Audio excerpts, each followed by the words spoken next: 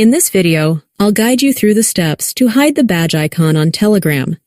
If you find this tutorial helpful, make sure to subscribe for more tech tips and tutorials to simplify your digital life. Let's get started. First, open the Telegram app on your phone and ensure you're logged into your account. Once inside, tap on the 3 horizontal lines in the top left corner of your screen to open the menu. From the menu, scroll down and select Settings. Once you're in the Settings menu, tap on Notifications and Sounds. Here, you'll see various options to customize your notification preferences. Look for the Show Badge icon option. By default, this is usually turned on. To hide the badge icon, simply tap the toggle to turn it off. This will prevent the badge icon from appearing on your Telegram app icon.